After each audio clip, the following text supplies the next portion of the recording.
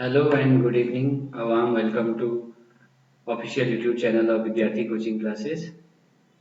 वैदिक मैथमेटिक्स की सीरीज में हम लोग आज 7वें चैप्टर में हैं और आज हम लोग बात करने वाले हैं किसी मिसिंग टर्म वाली रैंडम सीरीज का सम कैसे निकालेंगे इस टॉपिक पर। चलिए शुरू करते हैं और आज का पहला क्वेश्चन कुछ इस तरह से है।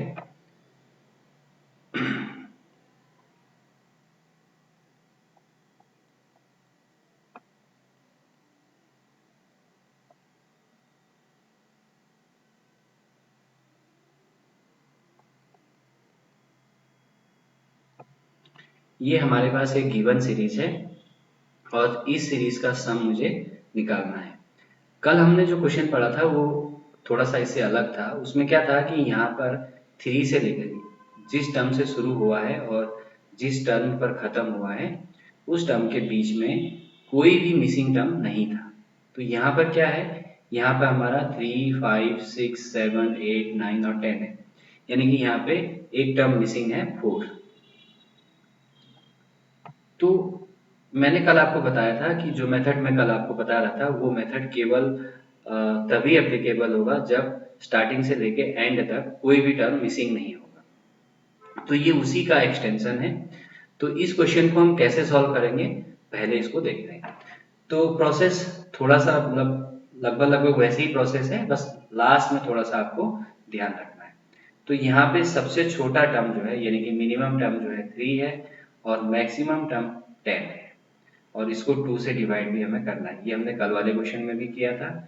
इनटू अब यहाँ पे नंबर ऑफ टर्म लिखने हैं हमें। तो यहाँ पे नंबर ऑफ टर्म में हम क्या करेंगे, हम ये मान के चलेंगे कि यहाँ पर 4 भी है। तो मैंने कल आपको एक ट्रिक भी बताई थी, मैक्सिमम टर्म 10 है और मिनिमम 3 है। इन दोनों को माइनस कर दो 7 आएगा और 7 में 1 ऐड करोगे तो 8 आएगा। तो नंबर ऑफ टर्म जो है वहाँ पे यहाँ पे कितने हो जाएंगे, 8 हो जाएंगे। हमने ये मान के चलना है कि 4 यहाँ पे है। अब हम इसको ऐड करेंगे और सबसे पहले क्या करते हैं, मैं इसको इससे काट देता हूँ। तो ये आएगा 4 और यहाँ पे होगा 13। 13 इंटू 4 होगा 52। तो जैसा कि मैंने आपको बताया कि यहाँ पर हमने ये मान के चले कि यहाँ पे 4 है, पर एक्चुअल में सीरीज में हमें 4 गिवन नहीं है। तो हम क्या करेंगे, जो ये आंसर आया है इसमें से हम 4 माइनस कर देंगे। तो इस तरह से हमारा आंसर आएगा 48। नेक्स्ट क्वेश्चन लेते हैं। हमारे पास एक सीरीज है 6 plus 7 plus 8 plus 10 plus 11 plus 12 plus 13 plus 14। तो यहाँ पे हमारा सबसे छोटा टर्म है 6 और सबसे बड़ा टर्म है 14 और इसको मैं 2 से डिवाइड करूंगा। अब यहाँ पे मुझे क्या करना है, नंबर ऑफ टर्म देखना है। तो यहाँ पे क्या है, यहाँ पे भी हमारा एक मिसिंग टर्म है, यहाँ पे 9 होना चाहिए था। तो हमारे पास 9 मिसिंग है, इसको मैं अलग से लिख लूंगा। और टोटल नंबर ऑफ टर्म में ये मान के चलूंगा कि यहाँ पे 9 है। तो सबसे बड़ा टर्म 14 है, सबसे छोटा 16 है और 14 में से 16 अगर हम माइनस 6 हम माइनस करते हैं तो 8 आता है और 8 में हम 1 प्लस करेंगे तो 9 हो जाएगा। तो टोटल 9 टर्म्स हो जाएंगे। आप गिन के भी चेक कर सकते हैं, 4 टर्म ये हो गए और 4 ये हो गए और एक छूटा हुआ जो है 9। तो इस तरीके से टोटल 9 टर्म्स हो जाएंगे। ये हो गया। अब ये हो रहा है 20 और 20 को मैं 2 से डिवाइड करूंगा तो 10 आएगा और मल्टीप्लाई बाय 9। तो ये आ जाएगा आपका 90। तो 90 जो है उस सीरीज का सम है जिसमें 9 भी इंक्लूडेड है, लेकिन हमारे पास इस सीरीज गिवन सीरीज में 9 है नहीं। तो हम इस 9 को माइनस कर देंगे और हमारा आंसर आएगा 81। एक और एग्जांपल समझते हैं।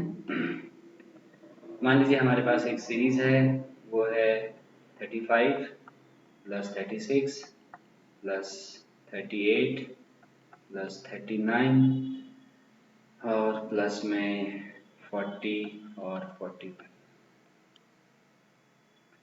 तो यहाँ पे सबसे छोटी जो टर्म है वो है 35 और सबसे बड़ा टर्म जो है वो है 41। इसको हमें 2 से डिवाइड करना है और यहाँ पे लिखना है नंबर ऑफ टर्म।